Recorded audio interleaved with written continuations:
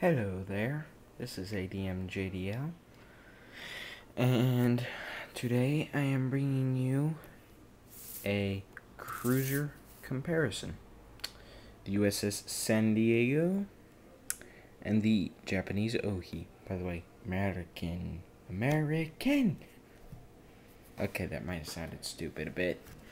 Alright, as we can see on the cards here, the San Diego costs 11 points, speed 2, main gunnery is 665, anti-aircraft is 86. Yes, heavy anti-air, range 1. Torpedoes are 1-1. It's pretty good. It also has the special ability near miss. Its armor is 4, vital armor 9, hull points 3. Not a bad little ship.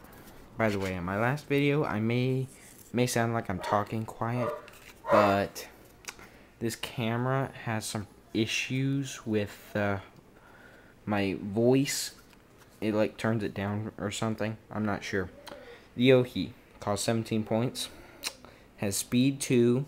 Main gunnery is 654. You can hear my dog in the background. Anti-air is 4. And torpedoes is 4332. Yes, this thing will blow you out the water with torpedoes. Long lance torpedoes and torpedo run. Its armor is 3, vital armor 8, hull points 3. I wonder if I just repeated that. As you can see by visual looks, this one you may not be able to recognize it. I'll flip it to the back. No, you can't. You can barely see it, but it says Atlanta class light cruiser.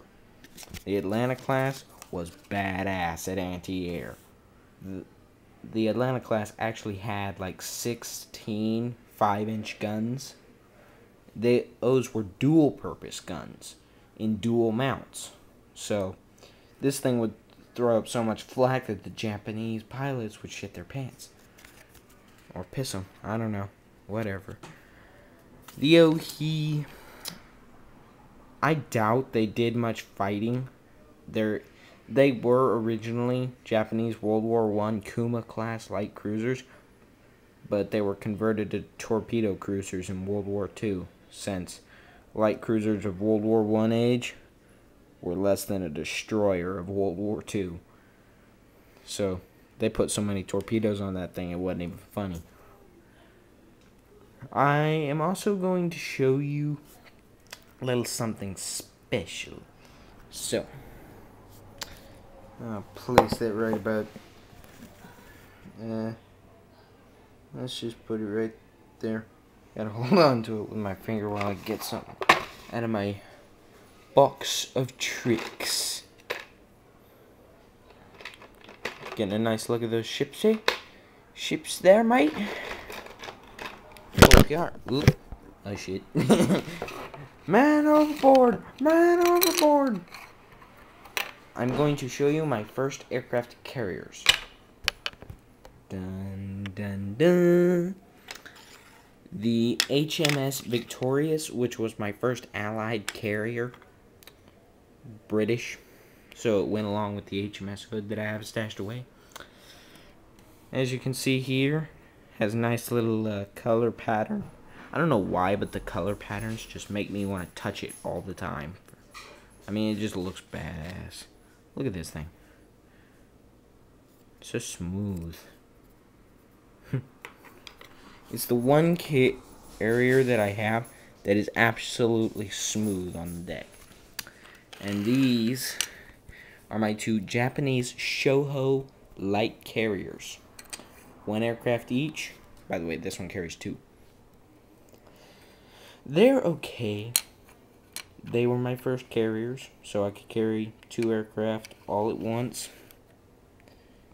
And this was probably, I think, my second or third cruiser.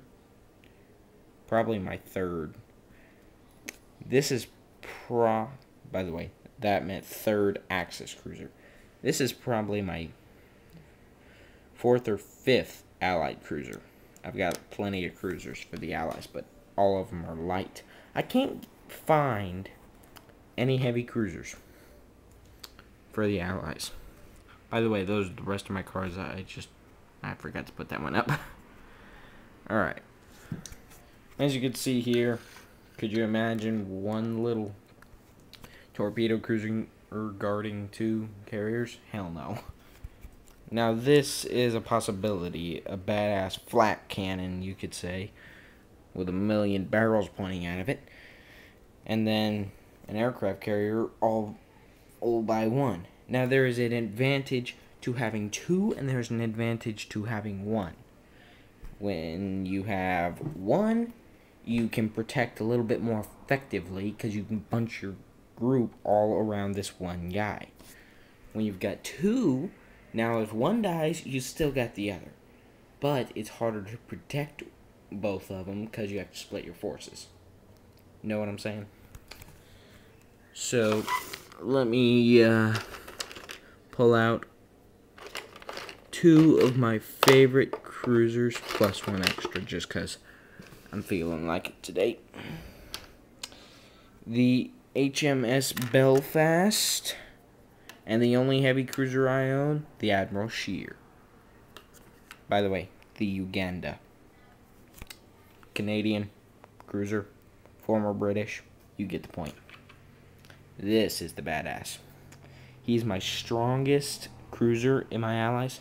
Although a light cruiser, he's got some pretty good power. The heavy cruiser, pocket battleship. The Germans called them pocket battleships. They were the equivalent of a battle cruiser or a heavy cruiser. But it doesn't really matter. Despite him having all that firepower, he's only got 2 turrets and only 6 guns, while this guy's got 6 guns in front and back.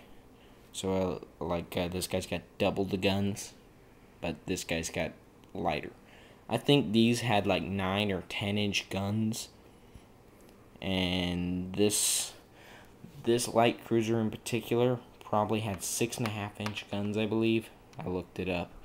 The Belfast is pretty good, badass. Also, the Belfast, the real one, is in Britain, museum ship.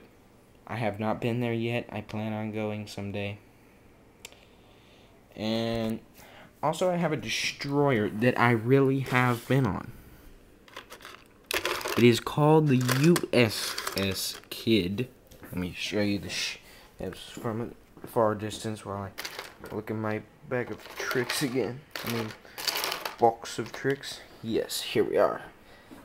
The USS Kidd was a Fletcher-class destroyer. Oh, crap, my chair got hung up on something. And again, I flipped the ship. This is it. It's a very good destroyer. Now, its main armament, I remember, is 443, but it has a special ability, radar fire control. And as long as you're not damaged, you can roll 1 extra dice with your main gunnery. I have been on the real one. It is in Baton Rouge, Louisiana. So, this is ADM JDL signing off.